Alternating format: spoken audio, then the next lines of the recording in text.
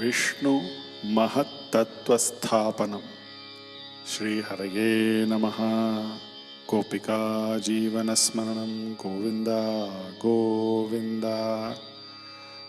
ವೃಕಭೃಗುಮುನಿಮೋಹಿನ್ ಎಂಬರೀಷಾದಿವೃತ್ತೇಷ್ವಯಿ ತವ ಹಿ ಮಹತ್ವಂ ಸರ್ವಶರ್ವಾದಿಚೈತ್ರಂ ಸ್ಥಿತಮಿಹ ಪರಮಾತ್ಮನ್ ನಿಷ್ಕಲಾರ್ವಾಗಭಿನ್ನಂ ಕಿಮಪಿ ಯದವಭಾತಂ ತದ್ಧಿ ರೂಪಂ ತವೈವ.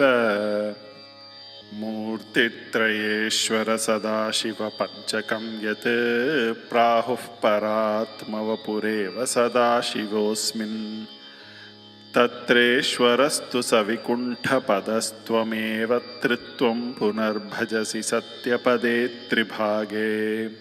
ತತ್ರಾಪಿ ಸಾತ್ವಿಕತನುಂ ತವ ವಿಷ್ಣುಮಾಹುರ್ಧಾತಾ ತು ಸತ್ವವಿರಲೋ ರಜಸೈವ ಪೂರ್ಣಃ. ಸತ್ವೋತ್ಕಟತ್ವಮಪಿ ಚಾಸ್ತಿ ತಮೋ ವಿಕಾರಚೇಷ್ಟಾದಿಕಂ ಚ ತವ ಶಂಕರ ನಾಮ್ನಿ ಮೂರ್ತೌ.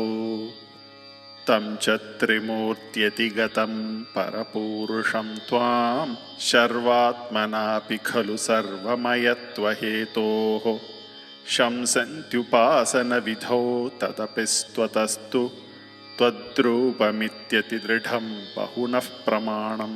ಶ್ರೀಶಂಕರೋऽಪಿ ಭಗವಾನ್ ಸಕಲೇಷು ತಾವತ್ ತ್ವಾಮೇವ ಮಾನಯತಿ ಯೋ ನ ಹಿ ಪಕ್ಷಪಾತಿ.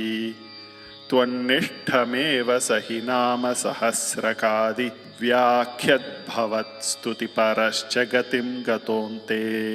ಮೂರ್ತಿತ್ರಯಾತಿಗಮುವಾಚ ಚ ಮಂತ್ರಶಾಸ್ತ್ರಸ್ಯಾದೌ ಕಲಾಯ ಸುಷಮಂ ಸಕಲೇಶ್ವರಂ ತ್ವಾಂ.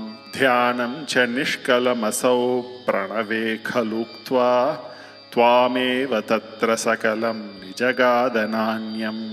ಸಮಸ್ತಸಾರೇ ಚ ಪುರಾಣಸಂಗ್ರಹೇ ವಿಸಂಶಯಂ ತ್ವನ್ಮಹಿಮೈವ ವರ್ಣ್ಯತೆ. ತ್ರಿಮೂರ್ತಿಯುಕ್ ಸತ್ಯಪದತ್ರಿಭಾಗತಃ ಪರಂ ಪದಂ ತೇ ಕಥಿತಂ ನ ಶೂಲಿನಃ. ಯದ್ಬ್ರಾಹ್ಮಕಲ್ಪ ಇಹ ಭಾಗವತದ್ವಿತೀಯ ಸ್ಕಂಧೋದಿತಂ ವಪುರನಾವೃತಮೀಶಧಾತ್ರೆ.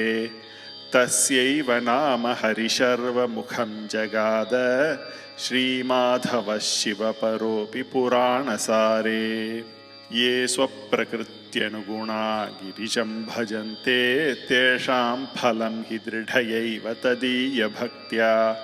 ವ್ಯಾಸೋ ಹಿ ತೇನ ಕೃತವಾನಧಿಕಾರಿ ಹೇತೋಸ್ಕಾಂದಾದಿಕೇಷು ತವ ಹಾನಿ ವಚೋರ್ಥವಾದೈಃ.